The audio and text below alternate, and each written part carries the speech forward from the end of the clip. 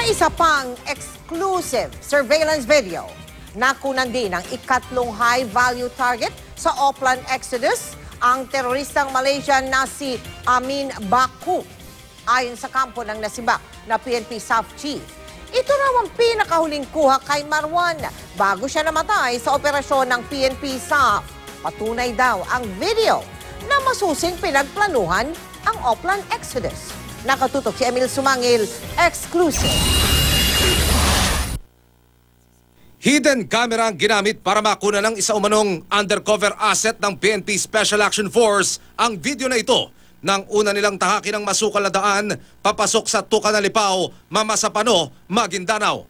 Nakarol ang kamera habang dinaraanan ng undercover asset ang mga taniman hanggang sa marating ang mga ilog na kailangang tawirin para makalapit sa target area. At bago ilunsad ang Oplan Exodus noong madaling araw ng January 25, nakumpirma ang lokasyon ng international terrorist na si Zulkifli Binhir alias Marwan, makaraang matunto ng undercover asset ng PNP SAF ang kubo ng target. Sa unang video, sumentro muna ang kuha sa paligid ng kubo at hindi nagtagal, nahagip na ng video si Marwan. Ang Malaysian terrorist makikitang naka-shorts lang at walang pang-itaas habang masayang nakikipagkwentuhan. Di tulad ng letrato niya sa listahan ng mga wanted ng FBI, halos wala ng buhok at walang bigote si Marwan sa video tulad sa kuha sa kanyang bangkay noong January 25. Binalik-balikan ng undercover asset ang lugar na ito bilang bahagi ng tinatawag na reconnaissance para sa ilulunsad na operasyon. At ilang linggo bago ang raid, ilang high priority target pa ng gobyerno ang nakuna ng video.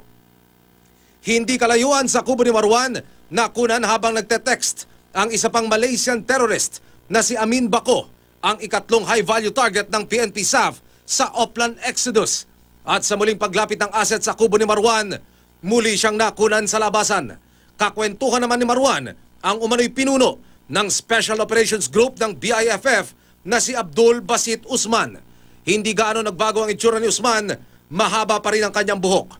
Ilang daang metro lang ang layo ng bahay ng dalawang terorista. Ang kubo ni Usman ay abot tanaw lang sa kubo ni Marwan. Ang mga videong ito, eksklusibong ipinakita sa GMA News ni Attorney Vitaliano Aguirre, abogado ng sinibak na PNP SAF Director na si Etulio Napeñas. Tumanggi sina Aguirre na sabihin kung kailan nakuna ng mga videong ito.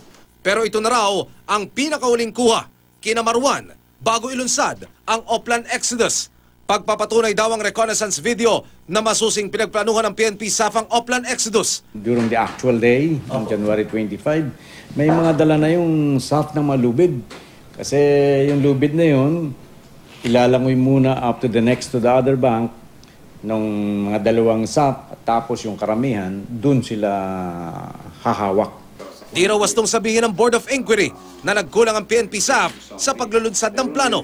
Months before the January 25 incident, marami na silang ginawang simulation ng mga practices, pinag-aaralan nila yan.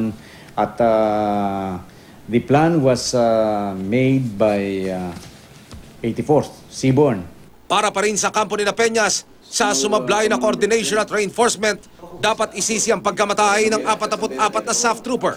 The BUI suffers from some handicaps, some limitations. Unang-una yung time limitation nila. I believe that yung 30 days to come out with the factual findings ay napaka-igsi. Ikalawa, and this is most important, yung mga key players, hindi nila na-interview. Pinaghandaan din daw ayon sa kampo ni Napeñas ang communication equipment. Hindi raw totoong sa text lang iniasa ang komunikasyon ng tropa at lalong hindi rin daw dispalinghado ang mga ginamit na aparato.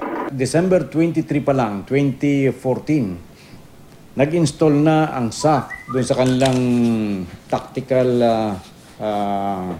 command post ng 3 kinds of communication. Yung primary is Harris radio, the secondary is Motorola radio, and the third one, sinetap nila yan.